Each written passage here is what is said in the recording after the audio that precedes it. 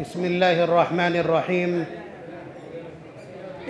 الحمد لله رب العالمين، والصلاة والسلام على سيد الأنبياء والمرسلين محمد وعلى آله وأصحابه أجمعين. أما بعد، أعوذ بالله من الشيطان الرجيم. بسم الله الرحمن الرحيم. قل يا عبادي الذين أسرفوا على أنفسهم لا تقنطوا من رحمة الله إن الله يغفر الذنوب جميعا إنه هو الغفور الرحيم. وعن أبي سعيد الخدري رضي الله عنه قال قال رسول الله صلى الله عليه وسلم: قال الشيطان: وعزتك يا رب لا أبرح أغوي عبادك ما دامت أرواحهم في أجسادهم. فقال الرب عز وجل: وعزتي وجلالي وارتفاع مكاني ما أزال أغفر لهم ما استغفروني، أو كما قال عليه الصلاة والسلام. آپ ایک انتہائی بابرکت، انتہائی مقدس اور انتہائی مستجاب مجلس میں ہیں، بلکہ اگر ہم یہ کہیں کہ اس سے زیادہ پاکیزہ اور اس سے زیادہ مقبول مجلس آپ کو پورے سال کبھی نصیب نہیں ہو سکتی، تو یہ غلط نہیں ہوگا.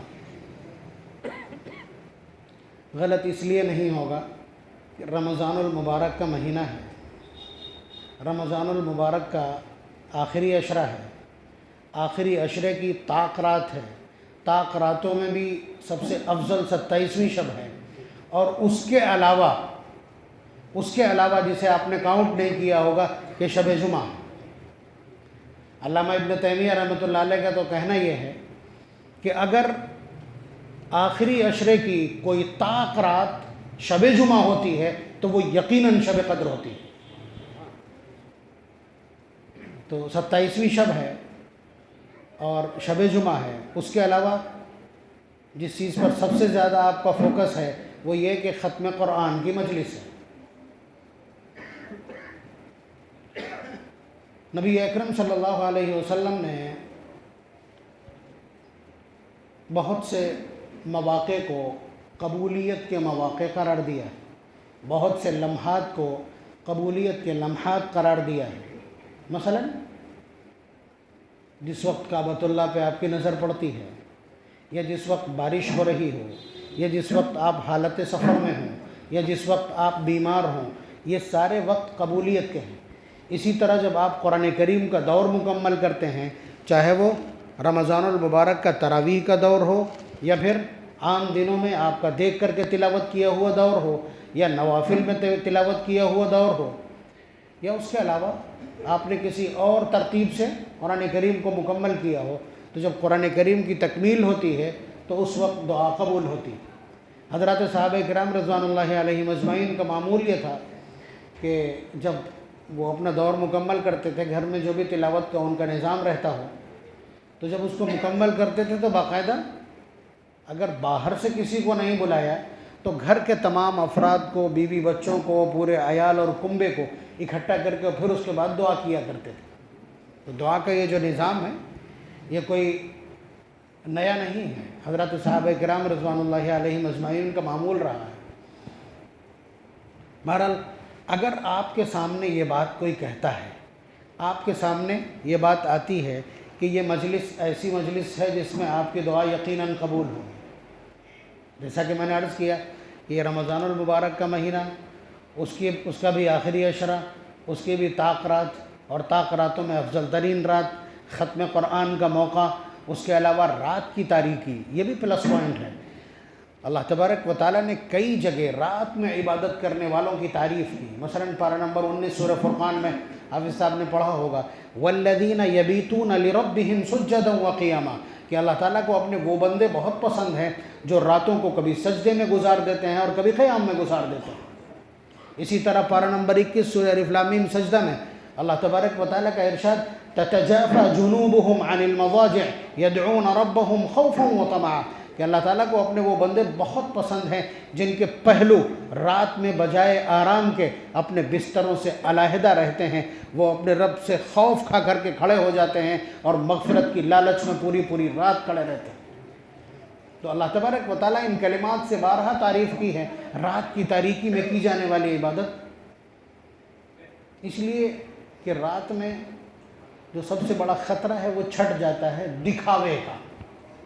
مثال کے طور پر نبی اکرم صلی اللہ علیہ وسلم کا ارشاد کہ افضل الصلاة بعد صلاة المکتوبہ صلاة اللیل، کہ آپ کی جو فرض نمازیں ہیں ان نمازوں کے بعد سب سے زیادہ افضل نماز کون سی ہے؟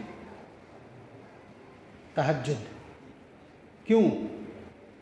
1 by 1، آپ اور آپ کا پروردگار، دوسرا کوئی نہیں۔ اس وقت کا جو مزہ ہے کبھی لے کر کے دیکھیے، خاص طور سے جیسے آج کل کا موسم ہے، چھت پہ چلے جائیے آپ اور اس کے بعد پڑھیے نماز، اور پھر اس کے بعد آپ جب دعا کریں گے تو آپ کو بالکل لگے گا کہ آپ ایک دم کنیکٹ ہیں اللہ تبارک و تعالیٰ سے، مستقل رابطے میں ہیں آپ اللہ تبارک و تعالیٰ کے بالکل قریب ہیں، اور ایسا لگتا ہے جیسے آپ اپنی فریاد سنا رہے ہوں اور مناجات کر رہے ہوں، سرگوشی کر رہے ہیں۔ اس لیے اس وقت کے جاگنے کو، عبادت کو اور التجا کو، دعا کو، آہوزاری کو بہت اہمیت حاصل ہے۔ جب کبھی کوئی مسئلہ ہو تو وہی وقت ہے جس وقت آپ کو اپنے پالنہار سے رابطہ کرنا ہوتا ہے، اور یہ محسوس کیوں ہوتا ہے کہ اللہ تبارک و تعالیٰ آپ کے بالکل قریب ہیں اور آپ کان میں بات کر رہے ہیں؟ اس لیے کہ اللہ تبارک و تعالیٰ ہر رات کے آخری تہائی حصے میں اپنے مرکز خاص کو، عرش و کرسی مثلا 1 2 3 4 5 6 7 آسمان ہیں، پھر عرش ہے، پھر کرسی ہے، پھر اللہ تبارک و تعالیٰ کا استواء خاص اور نور خاص ہے، ٹھیک ہے۔ اللہ تبارک و تعالیٰ رات کے آخری پہر میں آسمان دنیا پر، پہلے آسمان پر نزول اجلال فرماتے ہیں اور پھر خود اعلان کرتے ہیں حل من مستغفر فاغفر، ہے کوئی معافی چاہنے والا جس کو ہم معاف کر دیں، حل من مسترزق فارزق، ہے کوئی روزی روٹی اور معیشت اور کاروبار اور تجارت کی شکایت کرنے والا کہ میں اس کے کاروبار کو بڑھا دوں، حل من مبتلا فاعافی، ہے کوئی مبتلا مصیبت جسے میں عافیت عنایت کر دوں، حل من سائل فاعطیہ، ہے کوئی سوالی جس کی جھولیاں بھر دوں، حل من طالب فاجیب، ہے کوئی طلبگار کہ جس کے مطالبے کا جواب میں دوں۔ یہ اللہ تبارک و تعالیٰ کی طرف سے ان الفاظ کے ساتھ باقاعدہ اعلان کیا جاتا ہے روزانہ رات کے آخری پہر میں۔ اس لیے اس وقت جب اللہ تبارک و تعالیٰ سے آپ محو دعا ہوں گے، محو مناجات ہوں گے، تو آپ کا احساس بھی بدلے گا، لگے گا کہ اللہ تبارک و تعالیٰ کے بالکل قریب ہے۔ اس لیے کہ یہ آسمان دنیا کیا ہے؟ یہ آسمان دنیا ہماری چھت ہے، یہ پورا جہان ہمارا گھر ہے، اور یہ آسمان دنیا ہماری چھت ہے۔ چھت کو عربی میں سقف کہتے ہیں، سین قاف فا، اور اللہ تبارک و تعالیٰ نے باقاعدہ اس کی قسم کھائی ہے سورہ طور میں، والسقف المرفوع، اور قسم ہے اس بلند چھت کی۔ تو یہ ایک پورا نظام ہے اللہ تبارک و تعالیٰ کے دعا سننے کا۔ بلکہ حضرات صحابہ کرام نے ایک بار سوال کیا، بعید ربنا فننادیہ ام قریب فنناجیہ، کہ اللہ کے رسول ہمارا رب بہت دور ہے کہ ہم اسے زور سے پکارا کریں، ام قریب فنناجیہ، یا ہمارے بالکل قریب ہے کہ ہم آہستہ سے اس کو پکارا کریں، یعنی دعا کیا کریں۔ تب پارہ نمبر 2 سورہ بقرہ کی وہ آیت نازل ہوئی ہے، اس کا جواب بن کر کے، اور جواب بھی بڑا البیلا ہے بلاغت کے اعتبار سے، وَإِذَا سَأَلَكَ عِبَادِي عَنِّي فَإِنِّي قَرِيب، وَإِذَا سَأَلَكَ عِبَادِي عَنِّي فَإِنِّي قَرِيب، جب میرے بندے مجھ سے کوئی سوال کرتے ہیں تو میں ان کے بالکل قریب ہوتا ہوں۔ اللہ تبارک و تعالیٰ کے الفاظ ہیں خود۔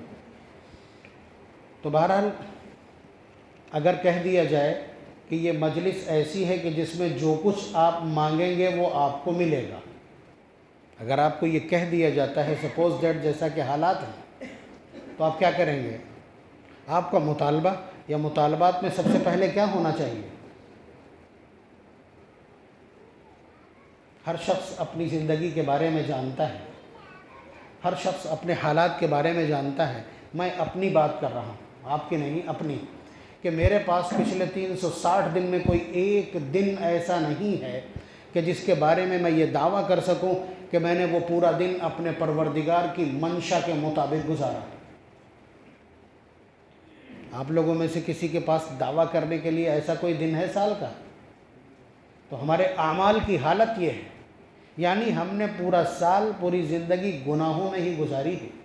سچ یہ ہے کہ ہم سے مسلسل گناہ ہوں۔ کیا کیا ہے جو اللہ تبارک و تعالیٰ کی منشا کے مطابق ہو؟ صبح جب سو کر کے اٹھتے ہیں تو ایک بہت بڑا گناہ کھاتے میں لکھا جا چکا ہوتا ہے فجر کے چھوڑنے کا، اور رات کو جب سوتے ہیں تو انبار لگا دیتے ہیں ہم موبائل کے اوپر فواحش دیکھ کر کے گناہوں کا۔ یہ ہمارے دن کا آغاز اور اس کا انجام ہے، تو باقی پورے دن میں کیا چلتا ہوگا یہ اندازہ کیا جا سکتا ہے۔ تو یہ بات ہم اس لیے کہہ رہے ہیں تاکہ ہمارے راڈار پر آ جائے، کم از کم ہمارے ڈسپلے کے اوپر آ جائے کہ ہمیں چاہیے سب سے پہلے کیا ہے، یا ہماری ضرورت کیا ہے۔ ہماری سب سے بڑی ضرورت ہے توبہ، ہماری سب سے بڑی ضرورت ہے معافی، ہماری سب سے بڑی ضرورت ہے استغفار، ہماری سب سے بڑی ضرورت ہے اپنے معاصی پر عفو کا قلم پھروا پانا۔ اگر آپ سے کبھی بھی یہ کہہ دیا جائے کہ مانگ کیا مانگتا ہے، تو اللہ تبارک و تعالیٰ کی بارگاہ میں سب سے پہلا مسئلہ کہ اللہ گناہوں کو معاف فرما، اس لیے کہ جیسے ہی گناہ معاف فرمائیں گے کلین چٹ ہوگی آپ کے پاس، اور ترنت آپ اللہ تبارک و تعالیٰ کا قرب پا جائیں گے، قریب ہو جائیں گے، اور اپنے پالنہار سے قریب ہونے کے علاوہ اس کائنات میں کچھ نہیں جو آپ کے لیے مطلوب ہو۔ آپ بتائیے۔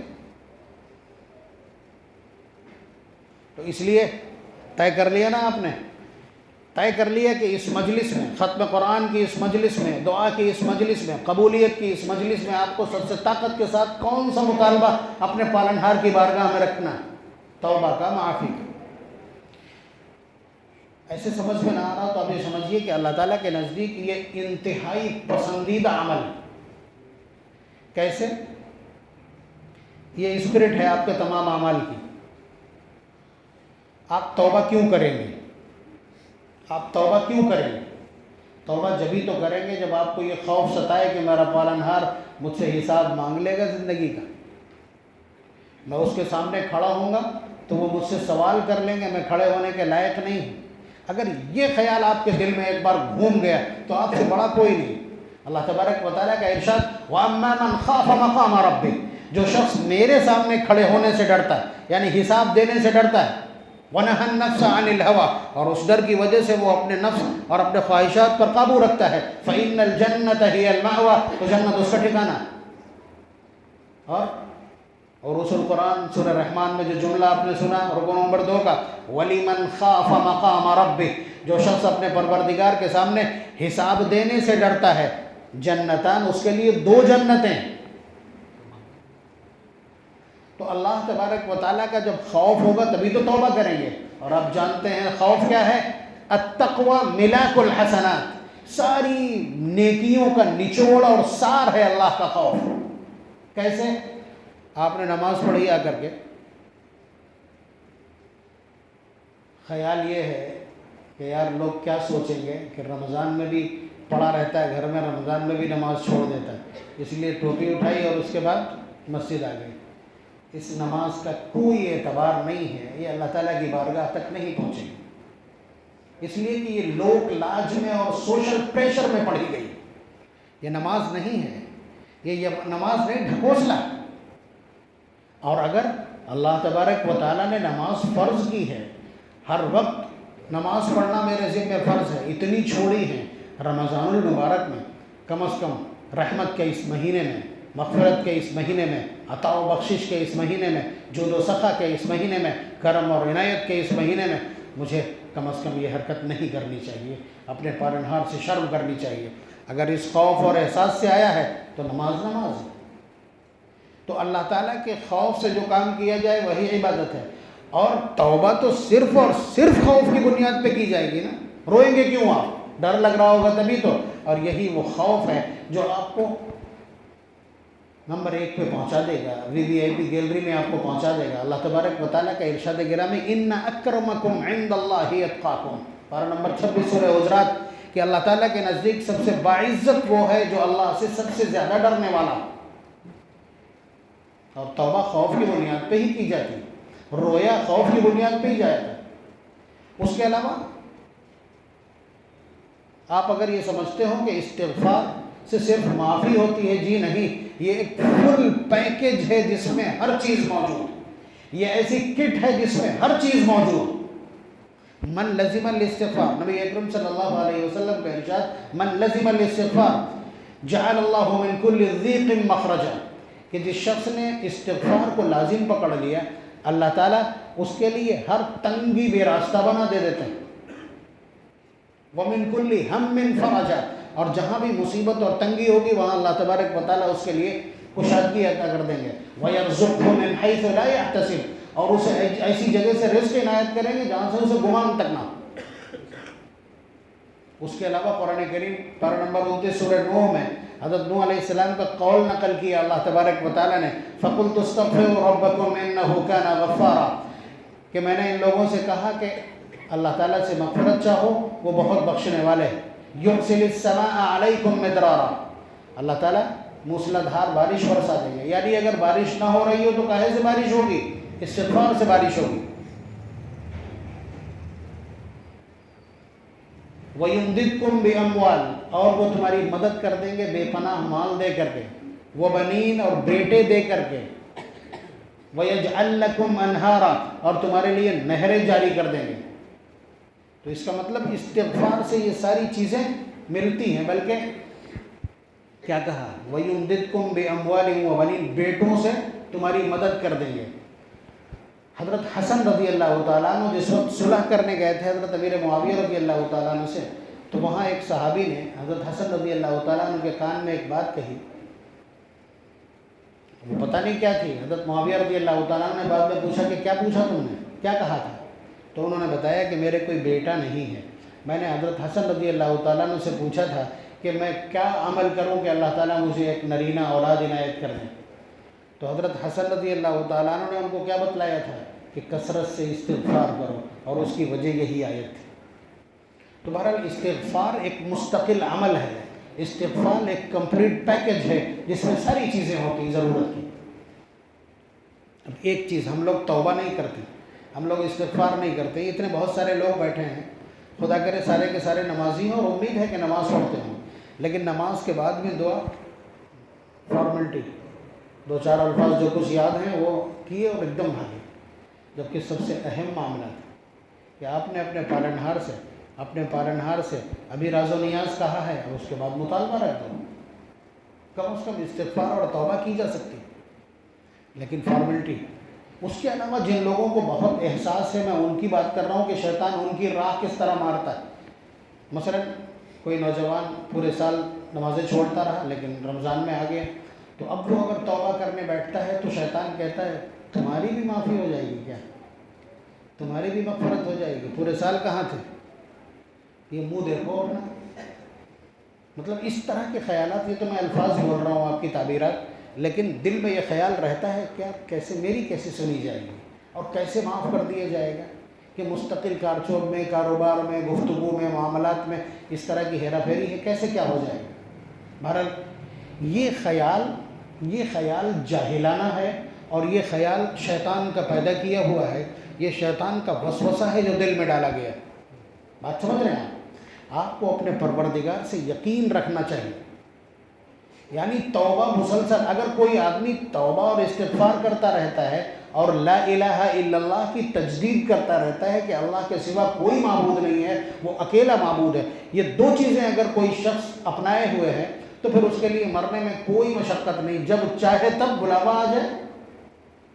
لا الہ الا اللہ سے ایمان کی تجدید اور استغفار سے گناہوں کی دھلائی، تو آپ بالکل کمپلیٹ، ہر وقت تیار، ریڈی ٹو وزٹ. اپنے پالنہار سے ملاقات کے لیے آپ ہر وقت ریڈی. یہی طریقہ ہے. تو کہنے کا حاصل، اب اصل مضمون پہ آئے ہیں. سانس روک کر کے سنیے گا آگے کی گفتگو. یعنی شیطان نے ہماری راہ ماری ہے. میں آپ کو بتلا رہا ہوں کہ یہ چیز کبھی دماغ میں لے مت آنا، دماغ میں یہ چیز کبھی پیدا نہ کرنا. یہ بڑا تمرد، بڑی سرکشی اور بڑی بغاوت ہے کہ اللہ تبارک و تعالیٰ میری بھی دعا سن لیں گے، کہ میری بھی توبہ قبول ہو جائے گی. ہمیں تو معافی کا طریقہ نہیں آتا، کیسے مانگا جاتا ہے، کیسے معافی مانگی جاتی ہے اور کیسے معاف ہو جائے گا. بات آپ سمجھ رہے ہیں؟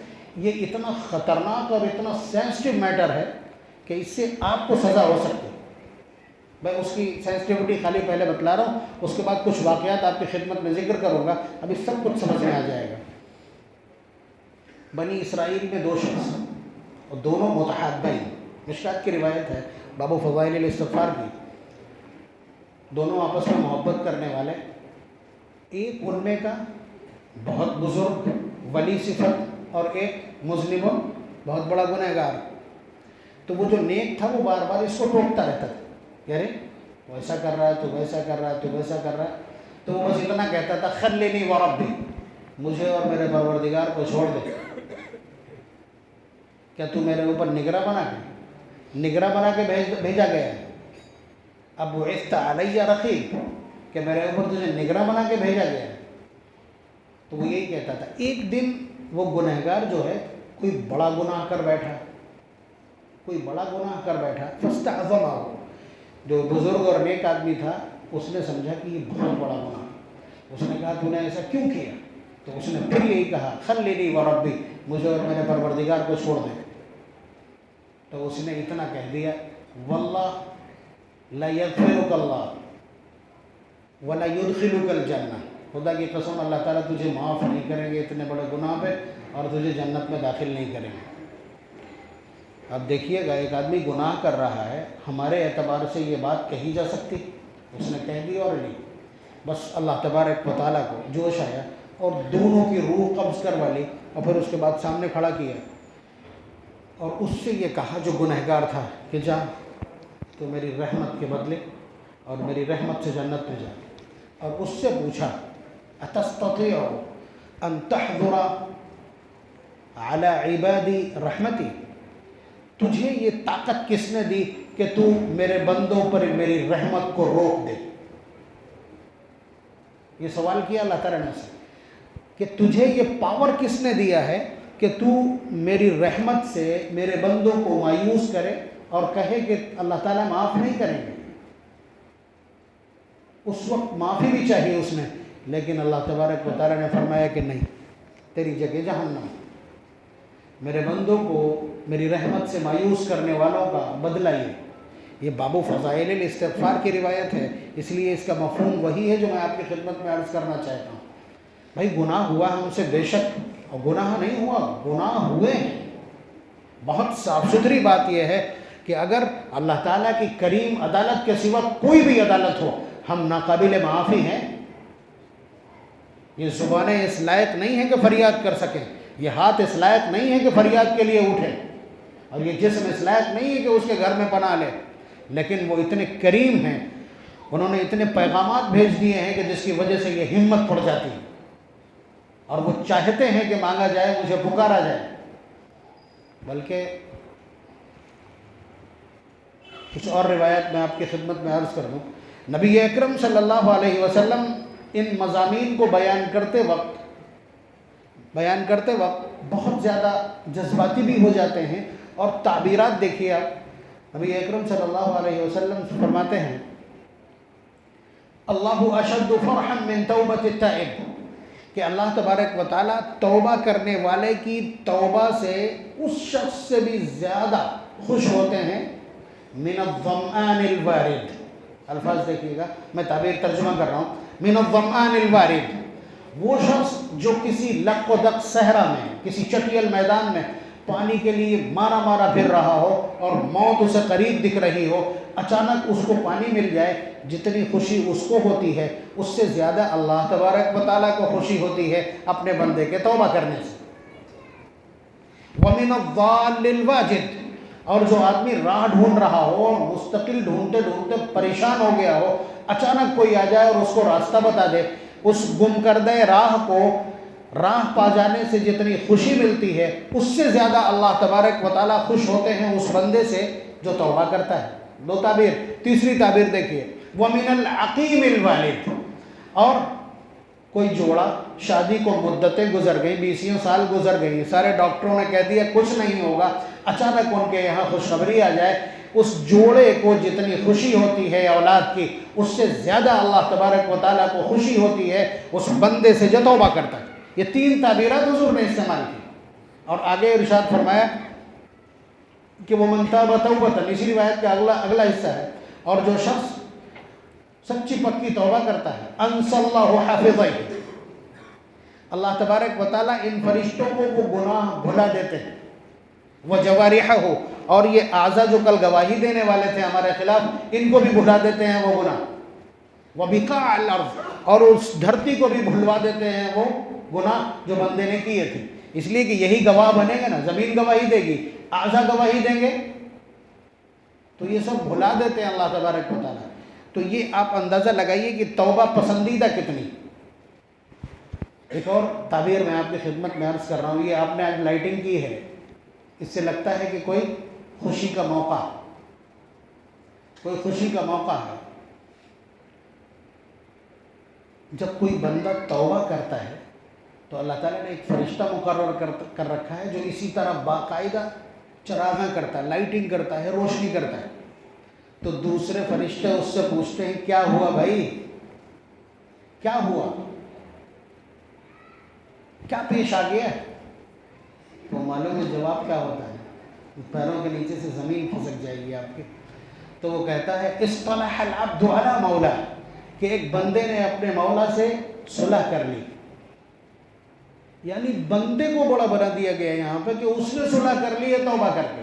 حالانکہ اللہ تعالیٰ کو کسی کی توبہ کی ضرورت ہے، کسی کی سجدے اور قیام کی ضرورت ہے، کسی کی ذکر و تسبیح اور تلاوت کی ضرورت ہے۔ وہ خود عظیم ہیں ہمیشہ سے، اور ان کی جلالت شان میں نہ کبھی گرہن لگتا ہے نہ کسی سے اضافہ ہوتا ہے، لیکن اس کے باوجود اتنا خوش ہوتے ہیں کہ فرشتہ جواب دیتا ہے اصطلح العبد علی مولا، تو اتنا خوش ہوتے ہیں اللہ تبارک و تعالیٰ توبہ سے۔ توبہ نام کس چیز کا ہے؟ توبہ نام ہے ندامت اور شرمندگی کا۔ توبہ میں کس کس چیز کی ضرورت ہوتی ہے، اور اللہ تبارک و تعالیٰ ان کیفیات کو کتنی قیمت دیتے ہیں، یہ سمجھنے کے لیے میں کچھ واقعات آپ کی خدمت میں ذکر کر رہا ہوں۔ انشاءاللہ آپ بالکل دعا کے لیے اور استغفار کے لیے تیار ہو جائیں گے ان واقعات کو سن کر کے۔ مشکات کی روایت باب فضائل الاستغفار کی، بنی اسرائیل میں ایک شارپ شوٹر تھا، پیشہ ور قاتل، 99 قتل کیے تھے۔ ایک مجھ جیسے کسی آدھے ادھورے کے پاس پہنچ گیا، اس سے پوچھا ہوگا کیا میرے لیے بھی کوئی توبہ کا راستہ ہے؟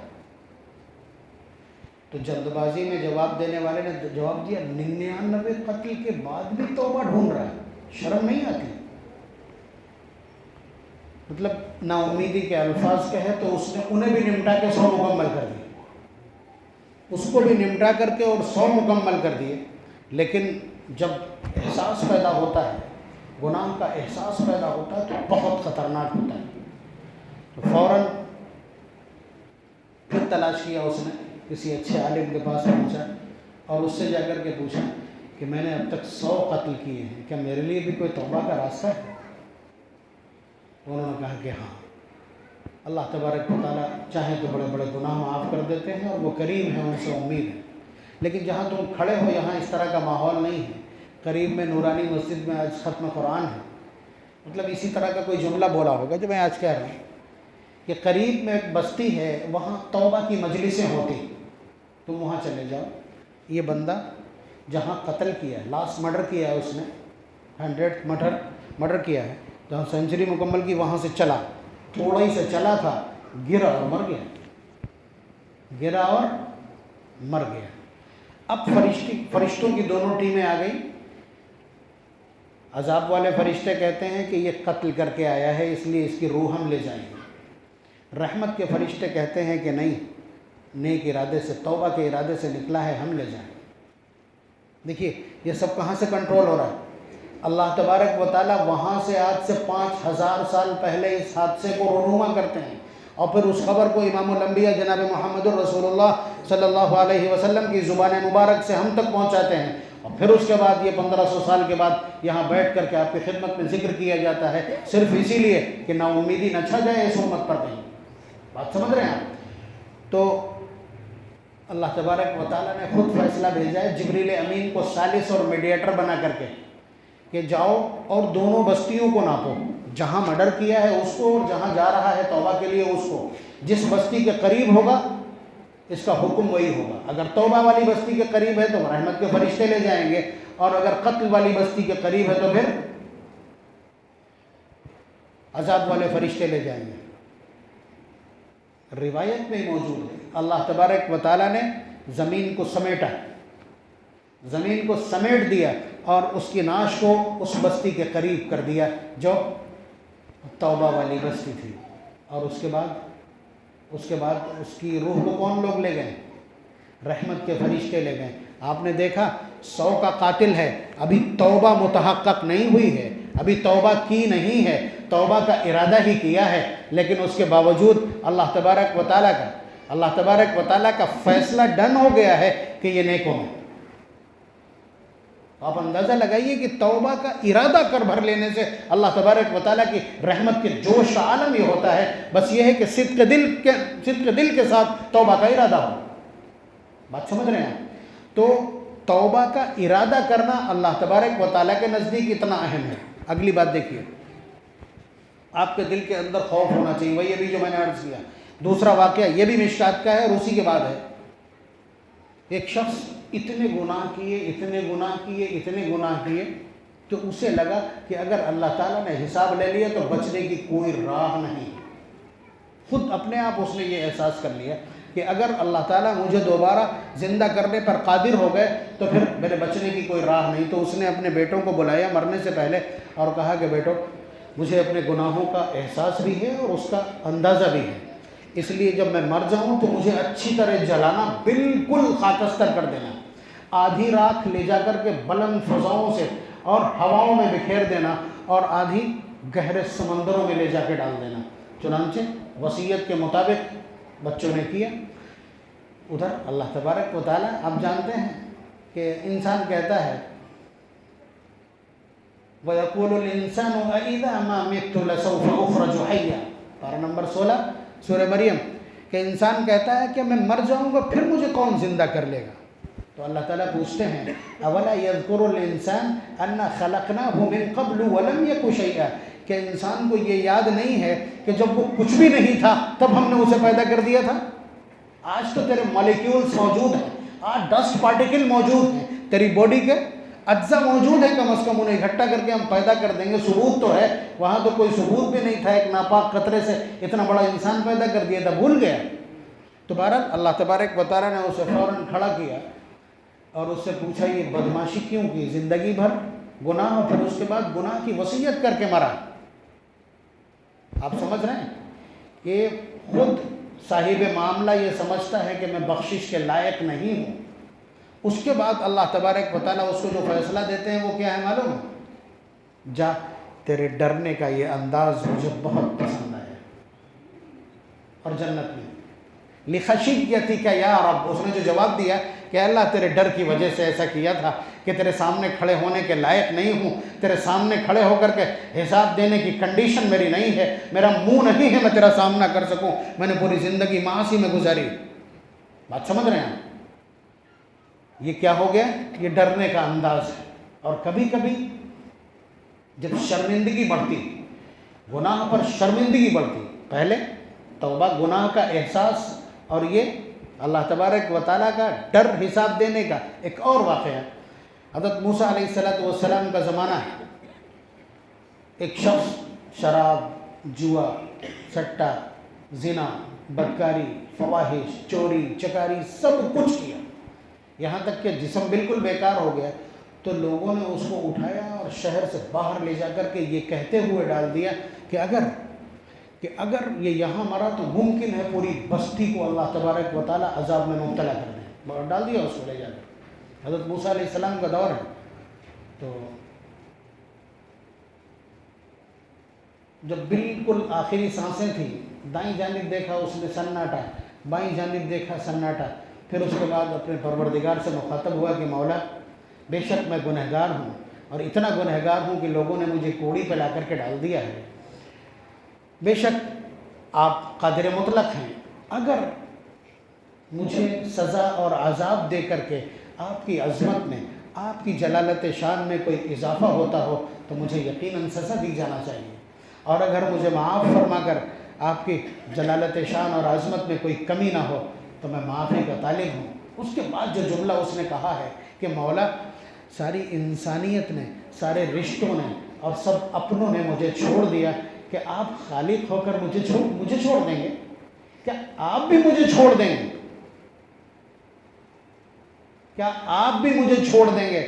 یہ جملہ اللہ تبارک و تعالیٰ کی رحمت کو جوش دے گیا، اور اگلے پل ختم ہو گیا وہ۔ اللہ تبارک و تعالیٰ کا سیدھا میسج وہی پہنچتی ہے حضرت موسیٰ علیہ السلام کو۔ الفاظ دیکھیے گا ذرا دھیان سے، یہ مجرم ہے، پوری بستی مجرم سمجھتی ہے، خود بھی اپنے آپ کو ناقابل معافی مجرم کہتا ہے، لیکن شرمندگی دکھلائی ہے اس نے اپنے گناہوں پر، اور حسرت سے اپنے پالنہار کو پکارا ہے، الفاظ استعمال کیے ہیں۔ تو اللہ تبارک و تعالیٰ کا میسج جو حضرت موسیٰ علیہ السلام کے پاس پہنچتا ہے وہ کیا ہے معلوم؟ کہ موسیٰ، میرے ایک ولی کا انتقال ہو گیا ہے، جا کر کے اس کا کفن دفن کرو۔ اتنا ہی نہیں، اگلا جملہ سنیے، اور ذرا آس پاس کی بستیوں میں یہ اعلان بھی کروا دینا کہ جس کو اپنے گناہ بخشوانے ہوں، جسے اپنی مغفرت چاہیے ہو، وہ صرف جنازے میں آ کے شرکت کر لے۔ چاروں طرف سے بھیڑ آ گئی، اس بستی کے لوگ بھی آ گئے، انہوں نے آ کر کے ایسے کر کے جو کفن ہٹایا تو دیکھا یہ وہی ہے۔ حضرت موسیٰ علیہ السلام سے الجھ گئے کہ آپ کیا فرما رہے ہیں، یہ اتنا بڑا مجرم ہے، ریکارڈ گنا دیا انہوں نے، اس پر لگے مقدمات گنا دیے، ہسٹری شیٹر ہے۔ اس کے بعد ہم لوگوں نے اسے شہر سے باہر اس نیت سے لا کے ڈالا تھا۔ تو حضرت موسیٰ علیہ السلام ایک زبان اتنے بڑے مجمع کی گفتگو سن کر اللہ تبارک و تعالیٰ کی طرف متوجہ ہوئے، اور اللہ تبارک و تعالیٰ سے ان کے جو بات کرنے کا انداز ہے بات کی، اللہ تبارک و تعالیٰ نے فرمایا کہ یہ بالکل صحیح کہتے ہیں، یہ بالکل صحیح کہتے ہیں، لیکن آخری مومنٹ میں اس نے کیا کیا ہے موسیٰ؟ اس نے یہ کہا تھا کہ سب نے تو مجھے چھوڑ دیا ہے، کیا آپ بھی مجھے چھوڑ دیں گے؟ موسیٰ، میں ماؤں سے زیادہ اپنے بندوں سے محبت کرتا ہوں، میں بہت محبت کرتا ہوں اپنے بندوں سے، میں چھوڑ دیتا اس کو۔ اگلا جملہ سنیں گے تو کلیجہ منہ کو آ جائے گا۔ اللہ تبارک و تعالیٰ نے حضرت موسیٰ علیہ السلام سے فرمایا کہ موسیٰ، یہ تو بڑا کم ظرف نکلا کہ اس نے صرف اپنے لیے بخشش مانگی، اگر یہ ساری انسانیت کے لیے بھی آج بخشش مانگتا تو میں ساری انسانیت کو بخش دیتا اس کے نام پر۔ تو یہ مایوسی سے نکالنے کے لیے یہ واقعات امام الانبیاء جناب محمد الرسول اللہ صلی اللہ علیہ وسلم نے اپنی زبان مبارک سے نکالے ہیں، تاکہ امت ان کو دہراتی رہے اور کبھی حوصلہ پست نہ ہو اس کا، اور معافی سے کبھی نا امید نہ ہو۔ بات سمجھ رہے ہیں؟ واقعات اس طرح کے اور بہت سارے ہیں، لیکن کیفیت کے لیے اس طرح کا تذکرہ کیا جاتا ہے۔ اب وہ آیت دیکھیے جو میں نے تلاوت کی تھی پارہ نمبر 24 سے، وہ ان سب کا خلاصہ پیش کرتی۔ ابھی تک جو کچھ آپ نے سنا آپ کو لگ رہا ہے کہ قتل بھی معاف ہو جاتا ہے، اتنے بڑے بڑے جرائم بھی معاف ہو جاتے ہیں، پوری زندگی کے گناہ بھی معاف ہو جاتے ہیں، کیوں آپ کو ایسا کیوں لگتا ہے؟ بھائی آپ بتائیے، 90 سال تک کوئی شخص کفر کرتا رہا ہو، کسی مندر کا مہنت رہا ہو، لیکن وہ مرنے سے ایک دن پہلے اگر توبہ کر لیتا ہے، ایمان لے آتا ہے، تو وہ 90 سال کا کفر کیا ہوگا؟ صفر ہو جائے گا۔ آپ کو اس میں کہنے میں کیا دقت ہے کہ صفر ہو جائے؟ الاسلام یہدم ما کان قبلہ، نبی اکرم صلی اللہ علیہ وسلم کا کھلا ارشاد گرامی کہ اسلام پچھلے سارے گناہوں کو اریز اور ڈیلیٹ کر دیتا ہے۔ تو اللہ تبارک و تعالیٰ کے یہاں معافی کا بڑا مقام ہے، ہم نے اس کو گنوا دیا ہے، ہم ایسا کرتے نہیں۔ ہم اجتماعات کی دعا ڈھونڈتے ہیں، یہ ختم قرآن، اور ختم قرآن میں دعا ہوتی کہاں؟ پچھلے 25 سال میں نے فتح گڑھ کا پورا ماحول صرف اب رونے کا ہو گیا ہے۔ یعنی پہلے قرآن ختم ہوتا تھا تو وہ ایک فنکشن، سیلیبریشن ہوتا، ہار ڈالے جا رہے ہیں، مٹھائی بانٹی جا رہی ہے اور شور شرابہ، جبکہ یہ تو توبہ اور انابت کا وقت ہوتا ہے۔ تو اب وہ رونے میں تبدیل ہو گیا، پوری بھیڑ اکٹھا ہو جاتی ہے، اس کے بعد توبہ استغفار ہوتا ہے۔ آپ بتائیے آپ کا جی کیا چاہ رہا ہے اس وقت آپ کا جی کیا چاہ رہا ہے؟ توبہ کو چاہنے لگا ہے کہ نہیں؟ تو ہمارے گناہ ہمارے سامنے ہیں، اور اللہ تبارک و تعالیٰ کی رحمت کے یہ انداز، یہ نرالے اور اچھوتے اور البیلے طریقے ہمارے سامنے، اور یہ سب کے سب مستند طریقے سے میں نے آپ تک پہنچائے۔ اب آیت کریمہ دیکھیے، قل، حضور سے کہا جا رہا ہے آپ کہہ دیجئے، یعنی یہ میسج کنوے کر دیجئے آپ اپنی امت تک، یا عبادی الذین اسرفوا علی انفسہم۔ جو لوگ قرآن کریم کی تفسیر پڑھنے میں دلچسپی رکھتے ہیں ان کی خدمت میں، یا عبادی الذین اسرفوا علی انفسہم، اے میرے وہ بندو جنہوں نے اپنی جانوں پر ظلم کیا۔ اسراف علی نفس گناہ کبیرہ کے لیے بولا جاتا ہے، گناہ کے لیے بولا جاتا ہے، یعنی میرے اے وہ بندو جنہوں نے پوری زندگی میں صرف اور صرف اور صرف گناہ کیے ہیں، کبھی کوئی نیکی نہیں کی ہے۔ یہ ہے اسرفوا علی انفسہم کا مطلب کیا ہے؟ پھر اے میرے وہ بندو جنہوں نے زندگی میں صرف اور صرف گناہ کیے ہیں، کیا ہے آگے؟ کیا ہے؟ لا تقنطوا من رحمت اللہ، میری رحمت سے مایوس مت ہونا۔ تمہارا پالنہار کتنا طاقتور اور کتنا سکشم ہے سمجھو، ان اللہ یغفر الذنوب جمیعا، وہ سارے گناہوں کو معاف کر دے گا، انہ هو الغفور الرحیم، وہ بہت بخشنے والا، بہت رحم کرنے والا ہے۔ یہ ہے پارہ نمبر 24 سورہ زمر کی آیت کا خلاصہ۔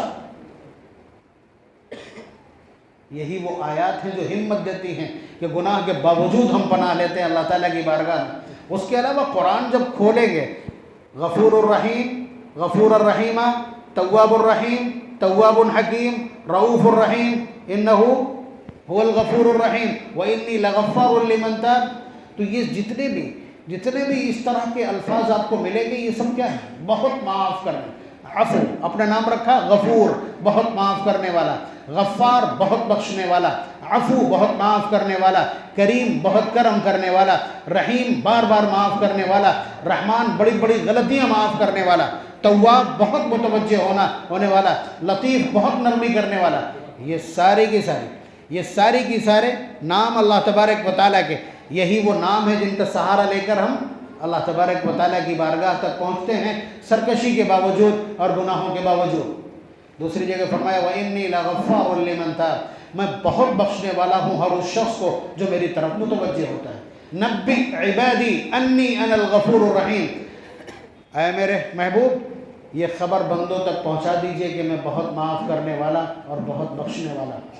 تو یہ آیات ہیں، یہ واقعات ہیں، اور توبہ پر اللہ تبارک و تعالیٰ کی یہ پسندیدگی ہے۔ تو اس سے تو آپ کو لگنا چاہیے نا کہ اللہ تبارک و تعالیٰ کو یہ عمل بہت پسند ہے اور ہماری سب سے بڑی ضرورت ہے۔ یہ عمل ہماری سب سے بڑی ضرورت ہے اور اللہ تبارک و تعالیٰ کو یہ عمل سب سے زیادہ پسند ہے۔ اور یہ مجلس جو آج کی ہے، یہ مجلس ایسی ہے کہ جسے کہا جا سکتا ہے کہ یہاں جو مانگیں گے وہ ملے گا۔ ایسے حالات ہیں کہ یہاں جو مانگیں گے وہ ملے گا۔ تو اس لیے اپنے دل کو یقین دلائیے کہ اللہ تبارک و تعالیٰ کی بارگاہ میں پوری قوت کے ساتھ، پورے یقین کے ساتھ، اس لیے کہ اللہ تعالیٰ نے فرما دیا، نبی اکرم صلی اللہ علیہ وسلم نے فرما دیا ان اللہ لا یستجیب عن قلب اللہ، کہ اللہ تعالیٰ غافل دل کی دعا قبول نہیں کرتے۔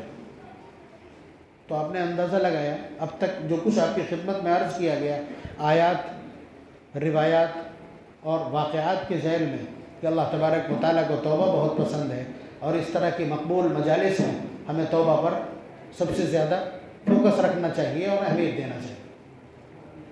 پانی بلوائیے۔